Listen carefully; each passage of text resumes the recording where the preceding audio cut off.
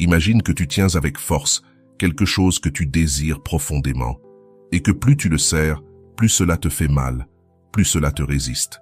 Mais, et si en lâchant prise, tu permettais à ce que tu espères d'arriver par lui-même?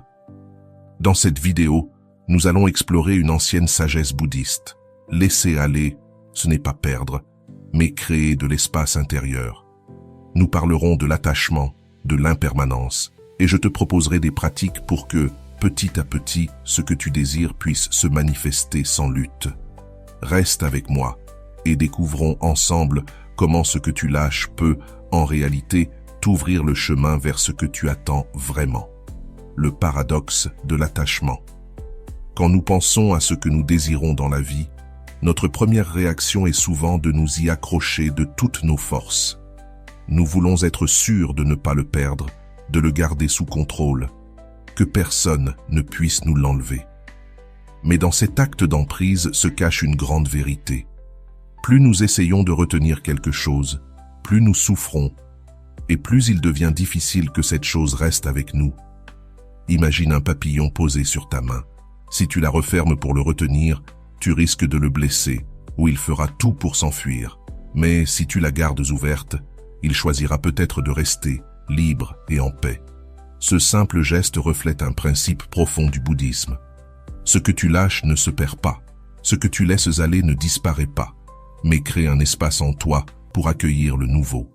Le bouddhisme enseigne que l'attachement est l'une des racines principales de la souffrance humaine. Et cet attachement ne concerne pas seulement les objets matériels, mais aussi les idées, les personnes, les souvenirs du passé et les attentes envers le futur.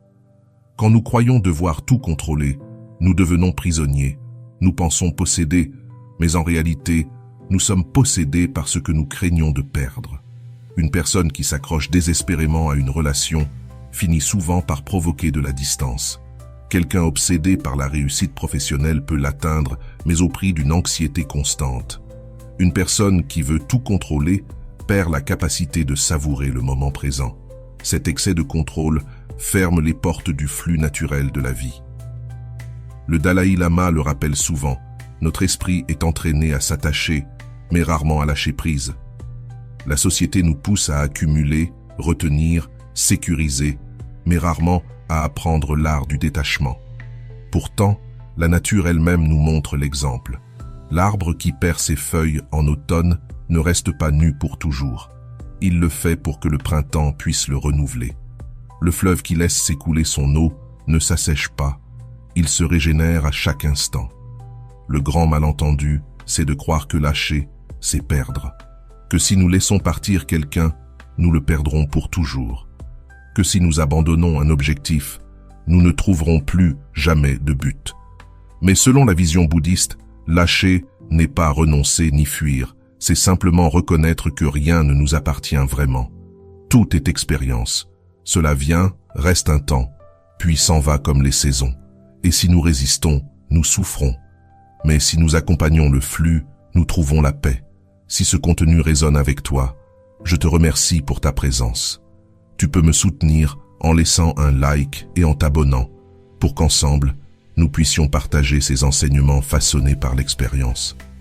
L'impermanence et le flux naturel. S'il existe une vérité universelle, c'est que rien ne demeure identique. Tout change, tout se transforme. Ce que nous aimons aujourd'hui peut disparaître demain, et ce qui semblait impossible hier peut devenir réalité. Pourtant, malgré cette évidence, nous résistons sans cesse au changement. Nous voulons que le plaisir dure toujours et que la douleur s'en aille vite, mais la vie ne suit pas nos plans. Les moments heureux passent, tout comme les moments difficiles. C'est cela, l'impermanence, le mouvement perpétuel de la vie. Pense aux saisons. L'hiver ne dure pas éternellement, et le printemps finit toujours par s'effacer. Chaque saison cède sa place à la suivante, et c'est ce cycle qui rend la nature vivante. De la même manière, nos expériences sont des saisons, certaines froides, d'autres lumineuses, mais toutes nécessaires à notre équilibre. Le problème naît quand nous essayons de figer une saison. Nous voulons retenir la joie, prolonger une relation, conserver notre jeunesse. Mais la vie suit son cours. Accepter l'impermanence, ce n'est pas se résigner, c'est se libérer. car si tout change, alors la souffrance aussi change.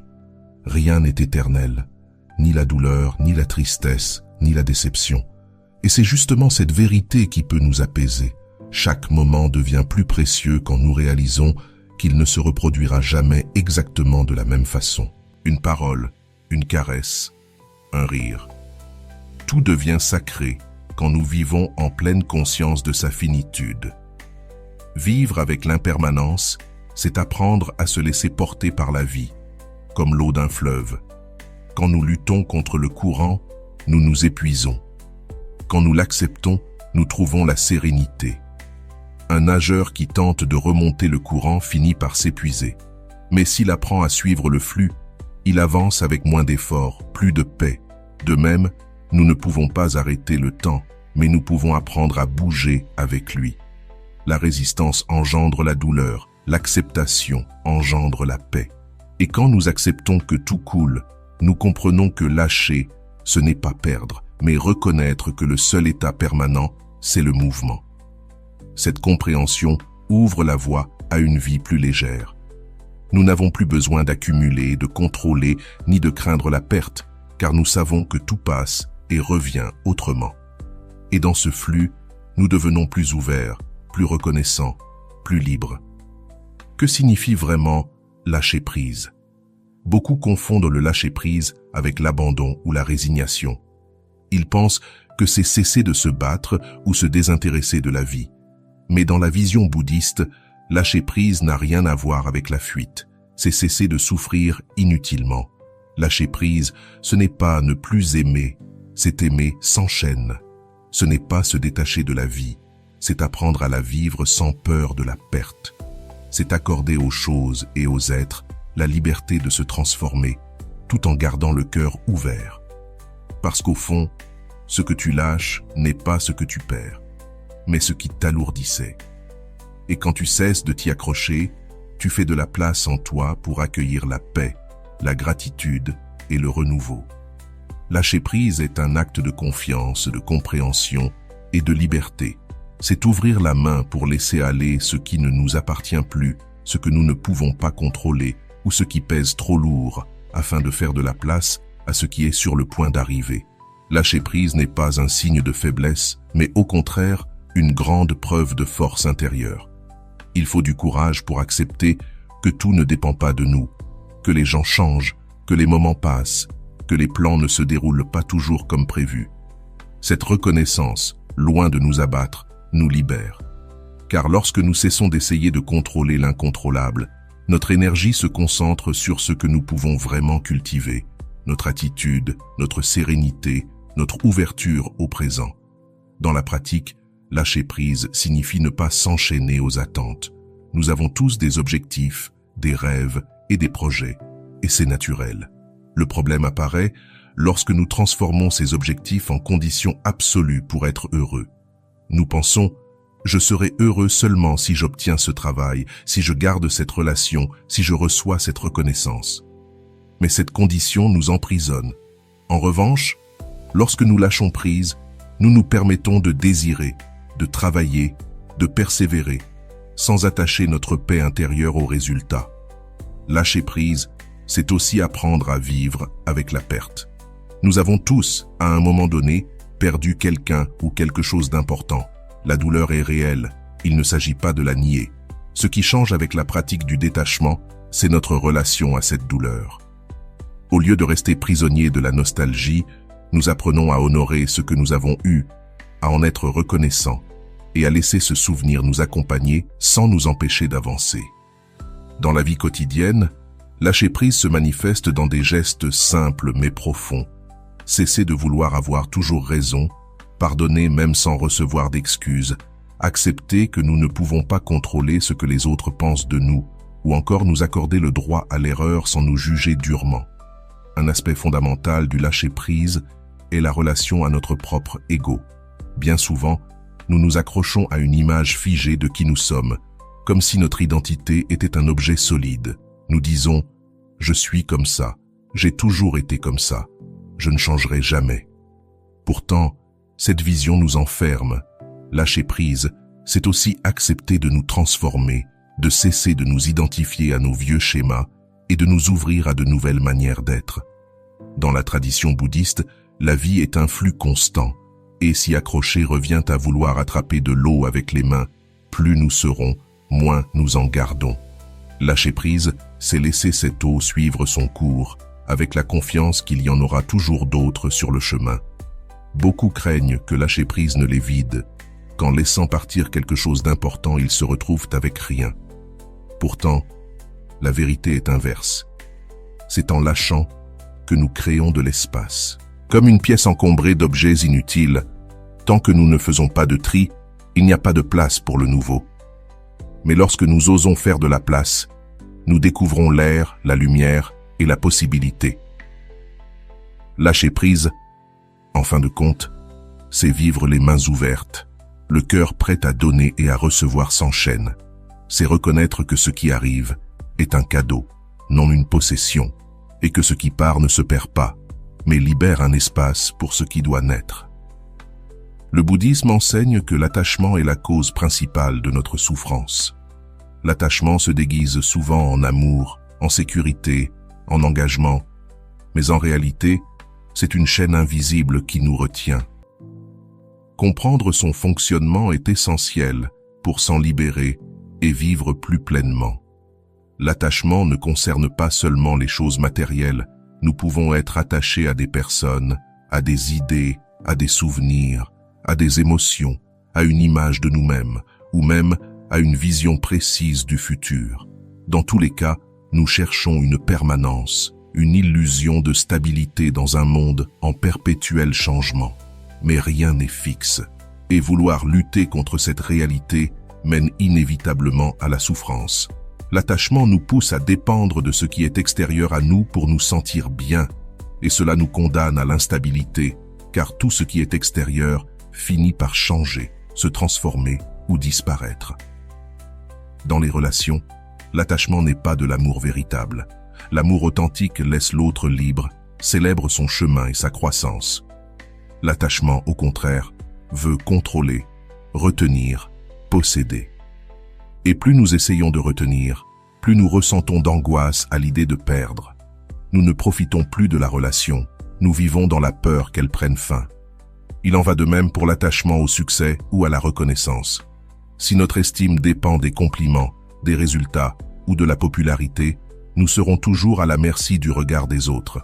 Nous pouvons même être attachés à la douleur, à la colère ou à la tristesse, parce qu'elles nous sont familières, parce qu'elles nous donnent une identité. Nous répétons les blessures au lieu de les guérir. Nous nous accrochons à des scénarios qui ne font plus partie du présent. Et pourtant, lâcher ces émotions ne veut pas dire oublier, mais arrêter de leur donner le pouvoir de nous définir. Le bouddhisme dit que la racine du mal-être est l'illusion de permanence, vouloir que le beau dure toujours et que le désagréable disparaît. Mais la vie est changement. S'y opposer, c'est vouloir attraper le vent avec les mains. Lâcher l'attachement ne veut pas dire cesser d'aimer ou de désirer. Cela signifie aimer sans posséder, désirer sans dépendre, profiter sans craindre de perdre. C'est transformer la peur en confiance. Imaginons que nous possédions un vase précieux. Si nous l'aimons et en prenons soin, tout en acceptant qu'il puisse un jour se casser, nous le vivons dans la gratitude. Mais si nous vivons dans la peur constante de le perdre, nous souffrirons jusqu'au jour où, inévitablement, il se brisera. Il en va de même pour les relations humaines. Aimer sans attachement, c'est aimer mieux, pas moins. C'est dire « je t'aime tel que tu es », sans vouloir te changer, sans vouloir te posséder. L'attachement nous vole notre liberté intérieure. Il conditionne notre bonheur à quelque chose qui, par nature, ne peut durer. Lâcher prise ne supprime pas la douleur de la vie, mais il nous libère de la souffrance inutile, celle que nous créons en résistant à ce qui est. Se libérer de l'attachement est un chemin. Il commence par l'observation honnête. Qu'est-ce qui nous retient? Qu'avons-nous peur de perdre? Où plaçons-nous notre sécurité? Une fois conscients, nous pouvons commencer à relâcher peu à peu ces liens invisibles et comprendre que lâcher n'est pas perdre, mais créer un espace où la vie peut continuer à circuler librement. Enfin, lâcher prise se cultive au quotidien. Ce n'est pas un acte unique, c'est un entraînement de l'esprit et du cœur. Cela commence par observer sans juger, par reconnaître nos attachements, nos résistances, et les transformer avec patience, jusqu'à ce que la paix intérieure ne dépende plus de ce que nous possédons, mais de ce que nous sommes. Lâcher prise est un acte de confiance et de liberté. Le premier pas consiste à observer sans juger. Avant de pouvoir libérer quelque chose, nous devons reconnaître à quoi nous nous accrochons. Souvent, l'attachement agit de manière inconsciente. Nous nous sentons tendus, frustrés, anxieux, mais nous ne voyons pas clairement la racine de ce malaise. Prendre quelques minutes chaque jour pour observer nos pensées et nos émotions peut être profondément révélateur. Demande-toi, quel désir suis-je en train de vouloir contrôler? Quelle peur se cache derrière ma résistance? Ce simple acte de regarder avec honnêteté ouvre une porte au changement. Une pratique utile consiste à écrire dans un carnet ce à quoi tu sens que tu t'attaches. Une personne, un souvenir, une attente, voire un objet. En le mettant par écrit, tu le sors de la confusion mentale et tu le rends visible. Ensuite, demande-toi, que se passerait-il si je le laissais partir? Quel espace s'ouvrirait dans ma vie? Cet exercice ne fait pas disparaître l'attachement immédiatement, mais il commence à l'affaiblir. Une autre approche consiste à pratiquer le détachement progressif.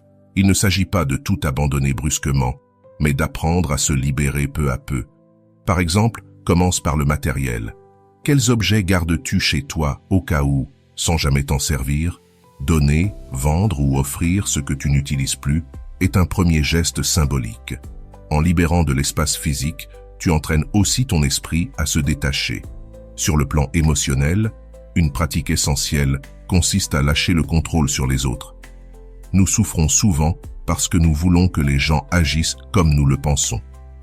Nous souhaitons qu'ils nous aiment d'une certaine façon, qu'ils réagissent comme nous l'espérons, qu'ils s'adaptent à notre vision. Mais la réalité, c'est qu'on ne contrôle personne. Répète-toi chaque jour, cette personne est libre, tout comme moi. En cessant d'imposer ta volonté, les relations deviennent plus légères, plus authentiques, moins tendues. Lâcher prise, c'est aussi savoir accueillir les émotions difficiles. Si tu ressens de la colère, plutôt que de ressasser ce qui l'a provoqué, ferme les yeux et observe où elle se manifeste dans ton corps, dans la poitrine, le ventre ou la mâchoire. En plaçant ton attention sur la sensation physique, tu permets à l'émotion de se dissoudre peu à peu. C'est cela, lâcher, laisser la vague émotionnelle passer, sans t'y noyer. Une pratique puissante pour soutenir ce processus est la gratitude. Quand tu remercies pour ce que tu as dans le présent, tu relâches naturellement la peur de perdre. Tu cesses de voir les choses comme des possessions éternelles et tu les reconnais comme des cadeaux temporaires. Chaque jour, pense à 3 choses que tu apprécies aujourd'hui. Ce simple exercice transforme ton rapport à la vie et t'apprend à lâcher le besoin que tout reste identique. Le lâcher-prise se pratique aussi dans les petites frustrations quotidiennes, un embouteillage, une file d'attente, un plan annulé. Dans ces moments, l'esprit se rebelle, se plaint, résiste.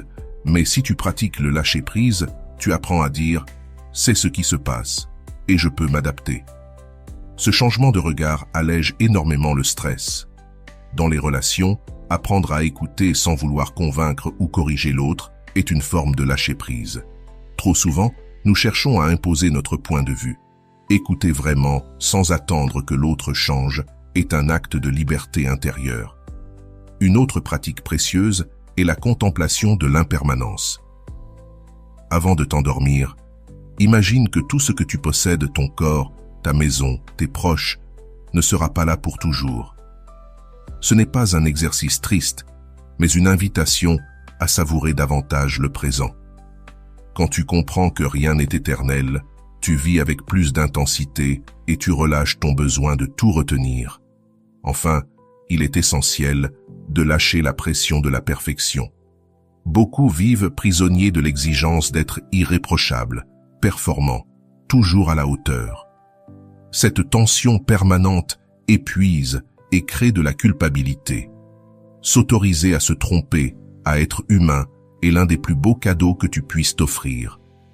Lâcher prise n'est pas un acte instantané, c'est un chemin. À chaque petit détachement, tu gagnes un peu plus de liberté intérieure.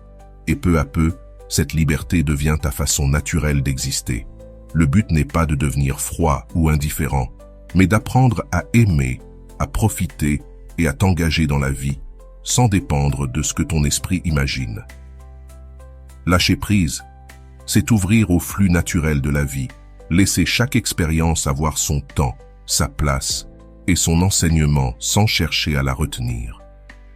Et lorsque tu apprends à le faire dans les petites choses, tu prépares ton cœur à le faire dans les grandes, quand la vie te demandera de laisser partir ce que tu aimes le plus. Le vide fécond, l'espace, pour le nouveau. Lorsque nous lâchons, la première sensation est souvent celle du vide. Et ce vide peut effrayer. On se demande, que reste-t-il de moi si je n'ai plus ce à quoi je tenais? Que deviendra ma vie sans cette relation, ce projet, cette identité? Dans notre culture, le vide est souvent perçu comme un manque, une absence. Mais pour le bouddhisme, il n'est pas un trou à combler, il est un espace fertile. Imagine une pièce encombrée. Impossible d'y faire entrer quelque chose de nouveau sans d'abord retirer l'ancien. Il en va de même à l'intérieur de nous. Tant que nous restons remplis d'attachement, de peur, de rancune ou d'attente, rien de nouveau ne peut émerger. En lâchant, nous créons un espace intérieur où la vie peut se déployer pleinement. Ce vide fécond se manifeste à de nombreux moments de l'existence. Après une rupture, par exemple, le vide semble douloureux, mais avec le temps, il devient un terrain d'exploration.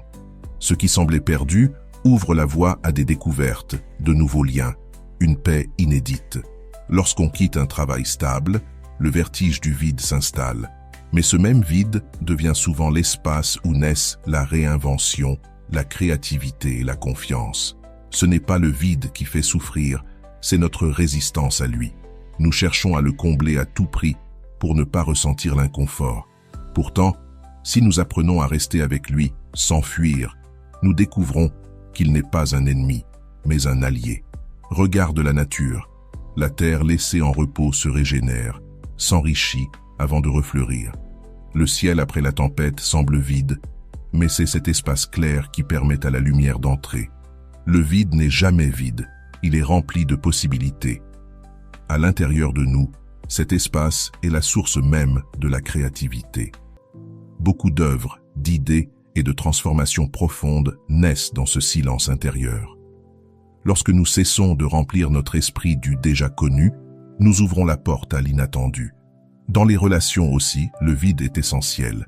Si nous ne laissons pas de place à l'autre, si nous remplissons tout de nos attentes et de nos peurs, la relation s'étouffe. Mais en offrant de l'espace, nous permettons à l'autre de revenir par choix et non par obligation. Ce vide fécond nous enseigne une vérité profonde. Nous n'avons pas besoin d'être remplis pour être entiers. Quand nous acceptons le silence, la pause, l'espace entre deux battements de vie, nous découvrons une paix qui ne dépend de rien. En réalité, le vide n'est pas la fin de quelque chose, mais le commencement du nouveau. C'est dans cet espace, libre de tout, que la lumière entre. Comme la terre qui se repose avant de refleurir, nous devons apprendre à valoriser les moments de vide comme une partie naturelle du cycle de la vie. Ce que nous lâchons ne disparaît pas dans un abîme sans sens, il se transforme en énergie pour ce qui doit venir. Chaque fois que nous laissons partir quelque chose, nous ouvrons la porte à une nouvelle étape. Nous ne savons pas toujours ce qui arrivera, mais la vie trouve toujours une manière d'occuper l'espace. Quand nous apprenons à ne plus craindre le vide, nous cessons de forcer et commençons à faire confiance. Nous arrêtons de remplir compulsivement notre vie avec n'importe quoi et apprenons à choisir avec clarté ce que nous voulons vraiment accueillir. Lâcher prise n'est donc pas une perte, mais un enrichissement. Ce n'est pas se vider, c'est permettre au nouveau de trouver sa place. Le vide fécond est le terrain le plus fertile de notre existence, car en lui, tout devient possible. Les idées que nous avons explorées jusqu'ici peuvent sembler philosophiques, mais en réalité, le pouvoir du lâcher-prise se reflète dans des vies ordinaires, dans des expériences que chacun de nous peut vivre. Parfois, une histoire concrète transmet plus que 1000 explications. Pensons à quelqu'un qui a travaillé pendant des années dans un emploi stable mais insatisfaisant. Chaque matin, il se levait avec un sentiment de vide, mais restait par peur de perdre la sécurité financière. Pendant des années, il s'est répété que c'était le bon choix, jusqu'au jour où l'entreprise a soudainement fermé.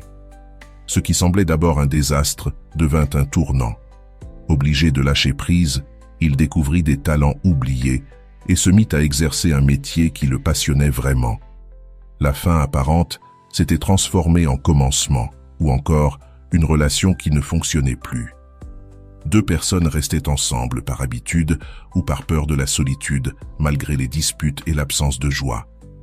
S'accrocher à ce qu'elles connaissaient leur causait de la souffrance, mais le vide de la séparation semblait insupportable, jusqu'à ce que l'un des deux prenne la décision de partir. La douleur fut intense au début, mais avec le temps, chacun reconnut que cette séparation leur avait permis de grandir, de se retrouver eux-mêmes et de redécouvrir de nouvelles façons d'aimer. Ce principe se manifeste aussi dans des situations plus simples. Une personne qui accumulait des objets pendant des années finit par se rendre compte que son espace était saturé. Elle comprit que ces accumulations ne lui apportaient plus de bonheur, mais du poids. Peu à peu, elle commença à donner, à offrir, à se détacher. Et ce processus ne libéra pas seulement son espace physique, mais aussi son esprit. Elle découvrit qu'elle pouvait vivre avec moins, mais avec plus de légèreté. Même sur le plan émotionnel, lâcher prise transforme. Une femme gardait du ressentiment envers un proche depuis des décennies. Cette blessure occupait son cœur comme un fardeau constant. Le jour où elle décida de pardonner, ce ne fut pas pour excuser le passé, mais pour se libérer du poison intérieur. En relâchant cette rancune, elle retrouva la capacité de goûter à la vie sans ce poids. Il existe aussi des histoires plus discrètes, mais tout aussi révélatrices. Une personne, toujours impatiente dans les embouteillages, décida d'apprendre à lâcher le besoin de contrôle. Chaque fois qu'elle restait bloquée, au lieu de s'énerver, elle respirait et se rappelait qu'elle ne pouvait pas changer la situation. Cette pratique quotidienne lui apprit que lâcher prise n'est pas de la passivité, mais une manière de choisir comment vivre l'inévitable. Toutes ces histoires montrent une vérité commune. Lâcher prise fait mal au début, car cela nous confronte à l'incertitude. Mais une fois le pas franchi, ce qui semblait vide devient un espace de renouveau. Ce qui paraissait une perte devient une porte ouverte sur le nouveau. Et chaque témoignage confirme la même chose. Ce que nous laissons partir nous rend quelque chose de plus grand. La paix, la liberté, la clarté. Nous avons exploré ce que signifie lâcher, comment l'attachement crée la souffrance et l'importance d'accepter l'impermanence pour s'entraîner au détachement dans la vie quotidienne. Mais la véritable transformation ne se produit pas seulement en comprenant ces idées. Elle naît lorsqu'on les intègre dans notre manière de vivre. L'invitation est simple. Regarde en toi avec honnêteté et demande-toi qu'est-ce que je retiens avec force alors que cela ne me sert plus. Quel poids m'empêche d'avancer? Quelle peur me garde attaché à une situation dont je sais, au fond, qu'il est temps de me détacher? Ces questions n'ont pas de réponse immédiate, mais le simple fait de les poser est déjà un acte de courage. Intégrer l'art du lâcher-prise ne veut pas dire devenir froid ou insensible. Au contraire, cela signifie savourer la vie avec plus de profondeur. Quand nous cessons de nous accrocher, nous découvrons la capacité de goûter chaque instant dans sa fraîcheur, sans peur de le perdre.